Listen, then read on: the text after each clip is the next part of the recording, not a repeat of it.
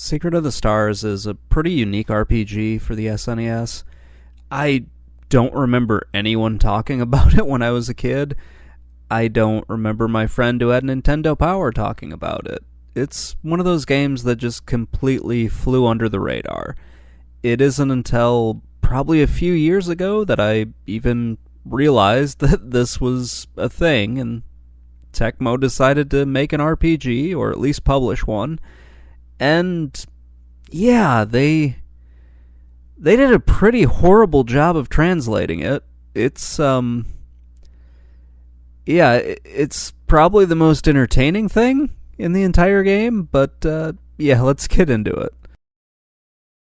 The story in Secret of the Stars is okay. It takes some pretty interesting turns, and it's got a lot of the tropes that you would expect from an RPG in the early 1990s. But man, the translation is really bad in some parts, especially when they're trying to explain to you what's going on and why. It just gets really stupid and confusing. So the main character is Ray, or whatever you want to call him, and he is, from what I've gathered, one of the Aquatillions. His dad had previously gathered up a group of the Aquatillions, and they've gone and defeated the big bad guy. And now you have to do it again. But you're doing it by traveling into the past to defeat the big bad guy, I think. I'm not really sure how the time travel thing worked into this, and I didn't write it down in my notes. So apparently it wasn't all that important to me. So the Aquatillions, I'm just going to refer to as Team A throughout all this. Those are your main characters, and you go on just a little trip to gather them all together. It's kind of fun. I like that. You're putting your party together throughout the game. That's pretty cool. You're joined in this by basically a B team of 12 characters. From those 12, you assemble a party of 5. This is where the game gets a little grindy, but I'll talk about that in the gameplay.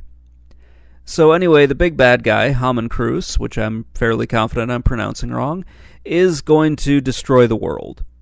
This guy was created in a lab and just hates humanity for whatever frickin' reason. It's kind of explained, but again, it's way too messed up from the translation for me to really understand what the hell was being said. Just know he was created in a lab, he wants to destroy the world, and your goal is to defeat him. So he's joined in this by 4 henchmen. If you're coming to this from a Final Fantasy game, these are the 4 elementals. And yeah, they're interesting. You fight them throughout the course of the game while you're putting your party together, so that's kind of cool. Then at the end of the game, you fight them all again, but now they're all superpowered, and yeah, it's kind of interesting with the way that happens so often in RPGs. So, as Team A has to go around and level themselves up and become Aquatillions, because they start out as a rank below that, they kind of learn more powers. It's not just learning new magic spells, they also learn some special abilities. I completely whiffed on how that was supposed to be done, so I have no idea what you're supposed to do with those.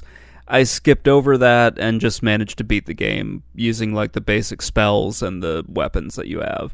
So, yeah, you don't need it, and it probably makes the game a lot easier if you have it. Essentially, you need to kill Cruz.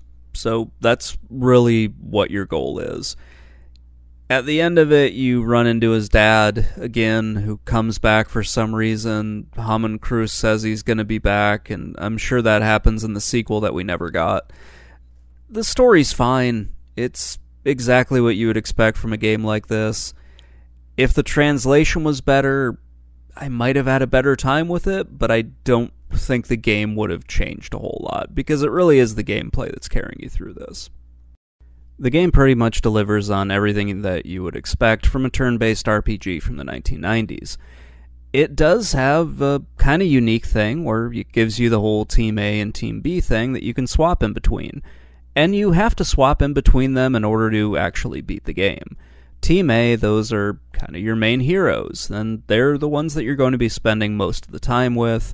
You're going to be grinding them for levels more than the other team, but you need the secondary party to do a lot of just little things. When you're going to upgrade your skills at one point, you need to have your secondary party go through the same shrine, but in a different route in order to gather some materials that you're going to need later on in the game. Once you get to the end, you need to swap over to Team B in order to open up some of the areas so Team A can move through the different dungeons. It's kind of interesting how they do that. It does add more grinding to the game, so if you don't like grinding, you're not going to really enjoy this, because you need to level up 2 parties of 5 characters. I enjoyed that, just because it's kind of relaxing for me. Maybe I'm weird, that's just kind of how I saw it. I kind of like the idea of having that 2-party system, but where the game falters is it doesn't do a whole lot with it, aside from like those basic puzzles and just a few spots in the game. It would be better if there was just more things for Team B to do, like maybe they had to go and defeat a certain boss, but that never happens. It's really just Team A that's doing all of the legwork, and your B team is just, they're doing what they can, but it's made very clear that they're not going to be able to beat the big bad guy. There is one cool part where you get to recruit people to help you build the town. So there's a little town that you need to build up. It's originally called Old Hill, but you can change the name to whatever you want. And in order to advance the plot, you need to get somebody to show up there to build the houses. You need to get somebody there to build a farm for them. And then you need to get a scientist to show up so he can do some research to basically help you turn the place that you, or the shrine that you build the city around, into a flying UFO. Shit gets weird in this game. And it's kind of great, but at the same time, it's like, okay, I don't know why that's there. It is kind of fun, though, when you go to a town and you don't have to stay at an inn, unless you want your magic points refilled. You can just go to any bed that happens to be unblocked, and you can just lay down in it and sleep. It's odd, but it's kind of fun. It's kind of adds to the quirkiness of the game. The magic system in this game is a little strange. I'm not really sure how I feel about parts of it, because it just kind of confused me. Once they get to the combo spells, I was totally lost on what they were asking me to do, and I ended up just skipping that and sticking with the base spells and then your regular attacks in the game. That seemed to work out a lot better, way better than trying to figure out how the combo system worked. It probably would have made the game easier for me if I had learned that, but I skipped over that part of the game. There is a few parts in this that I thought were rather annoying. This is when you walk across certain areas. I call them pain squares. So if you walk across lava, you're obviously going to get hurt. But in this one, if you walk across the tundra, then you also get hurt. And that just, I've never liked that. It can be avoided by using the spell Step, which I absolutely hate that spell, and I wish it was taken out and replaced with something else, anything else, but I don't know. You see that in some of the earlier games, the early Final Fantasies do that, so do the early Dragon Quests, and then I guess everybody realized it was dumb, and thankfully it went away, and I'm glad it's gone, but it comes back here, and it's just, ugh, I hated it. Overall, I do like the gameplay in this. It's not that bad. The grinding can be a little annoying, especially late in the game, but it's not anything that's really going to hurt it. It is very fun to go through this. I felt a little overpowered for the majority of the game until I got to the very end, and that's when you really need to learn how to use your spells and everything. Mostly just the ones that are going to buff your characters. You only have one main healer, or at least one character that has a really awesome healing spell that hits everybody. So if you kind of learn the strategy of how to do it, it's not a very difficult game. Overall, it's pretty easy to get through this. So yeah, I like the gameplay. It's pretty great. There are some sections where you're going to have to grind, but it's not that big of a deal. I think the game looks pretty good. The world screen, the battle screen, the character models, they all look great for the time. The graphics kind of remind me of Final Fantasy V. The world screen, villages, the dungeons, they all look pretty good. I think the monsters look different from those in the other games that I played for the most part. But it's a pretty good looking RPG. The battle screens kind of stand out to me just because of the background and everything. I think the boss fights are really good. The boss sprites look great. Yeah, everything in this looks pretty good. The battle screens kind of look a little bit like Dragon Quest in some spots.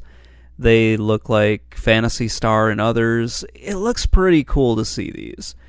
They're not really amazing, but they're pretty good. They're good enough for me to mention. The spells look pretty good. It's not anything that's going to blow you away. I wouldn't say this is like something that really needs to be seen in order to be appreciated, but it looks pretty good. Nothing looks awful in this. The cutscenes look really good for the time. It's kind of awesome to see stuff like this, and it almost makes up for just the horrible translation, but not quite enough. It is cool to see just when they throw cutscenes in like this. They were somewhat rare. You didn't always see them, but here they look really good. It's not amazing, but some of the cutscenes kind of remind me of like Final Fantasy IV. That's pretty much where I would put the visuals of this game, somewhere between like Final Fantasy IV and Final Fantasy V. They look good enough. They don't really look amazing, but they look better than average.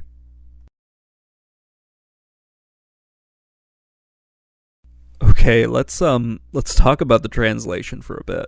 I wanted to separate this from the story because I think the rough outline of the story is fine, but the translation is just, it's very rough. It isn't hilariously bad, but it does make the game, especially the ending, almost just nonsensical. Because I have no idea what the ending monologue that the main villain is trying to get across to you. Apparently he hates humanity, hates Team A, hates all life, hates his dad, doesn't like the fact that he's dying, obviously, but is going to come back at some point to kill us, I guess because he knows we're from the future. And that's something that I either completely missed or forgot about when I was playing this, but apparently you came back from the future to fight him. So confused by everything that's happening in this, especially with the end here. Then he dies, everything blows up, and you get back in your UFO/village to fly off into space for reasons. And a bunch of the kids are like, well, we want him to stay because you built this town with a whole bunch of kids and everything, but they're still on the UFO with you. It's weird. And then you kind of stand there while all the kids do... I don't know what the fuck is going on at the end of it. It's just very weird. You fly off into space on your UFO, and all of this confusion is because of the goddamn translation. Back in the 1990s, and even in the 1980s, they would just have somebody who kind of knew English do the best that they can. And that's pretty much what happened here. So yeah, that's the context for it. Just someone tried their best and it didn't turn out the way that they wanted. It's really rough in this case. I'm not saying this game needs to have like a better translation or anything. It's probably wouldn't help it, or at least make it any better. It might clean up the ending to have that make sense. But man, it was fine up until the very ending. Before the ending, I was just laughing at some of the character names, whether it's the people that you're fighting or some of the characters in this. Like the good old guy named Shark. His name's Shark. I have no idea why. It's just a really rough translation is what I'm trying to get across.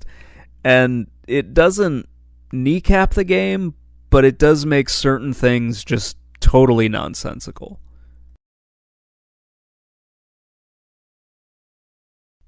So Secret of the Stars has been reviewed several times over the last few decades since it was released.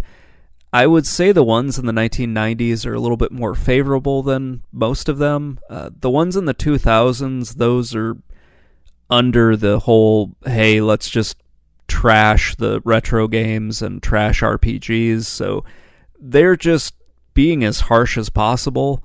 In some cases, they're just flat out wrong about what they reviewed, which is just strange when you go through them. I don't know when this review came out, but it was on a website called RPG Fan, and I thought it was a little funny. They correctly criticized the rough translation, but I found their complaints about having to level up the characters to be odd. I didn't think it was excessive, and they seemed to just complain about the fact that you had to do it to begin with. And it seems strange for a website dedicated to RPGs to complain about that, especially since it's a basic feature of most RPGs.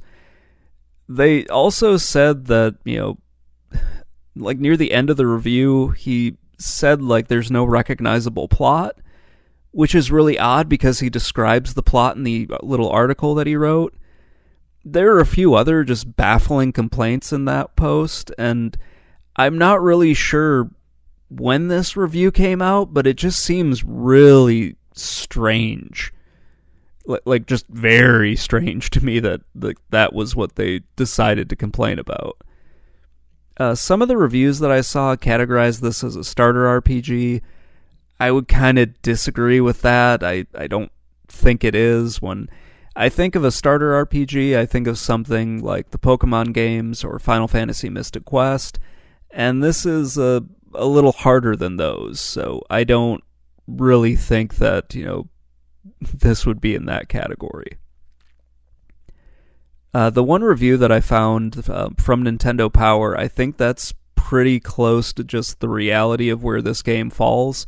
They gave it a 3 out of 5, and they said it's kind of a step backwards from, the standards that were set by Final Fantasy III, which they meant 6, and Chrono Trigger. They also kind of criticized the graphics and said it was NES quality. I don't really agree with that. I think the graphics are better than that, and probably comparing this to Chrono Trigger and Final Fantasy VI really isn't fair. I think it's closer to something... I would compare this more to like Paladin's Quest and Robotrek than anything else, and that would pretty much land it in probably the low 7s, high 6s. At least that's what I think it would be. I seem to have liked this game more than most of the reviewers. My complaints are pretty similar to theirs, but I guess I'm just weighting it differently. Sometimes you play a game that you just happen to like more than most people, and that's pretty much what Secret of the Stars is for me. It's a game that I happen to like a little bit, but not a whole lot. I would say it's a fairly average game. It just happens to have a terrible translation, and the two-party system is a really cool idea, but they didn't really do enough with it to really make it matter more than when they force it on you near the end of the game, and also a few parts in the middle. Or if you're like me, you forget about it entirely until the end of the game, and then you have to scramble back for all of it, but that part really wasn't too bad. I just wish they had done more, like given you a few bosses to fight with the B team or something like that.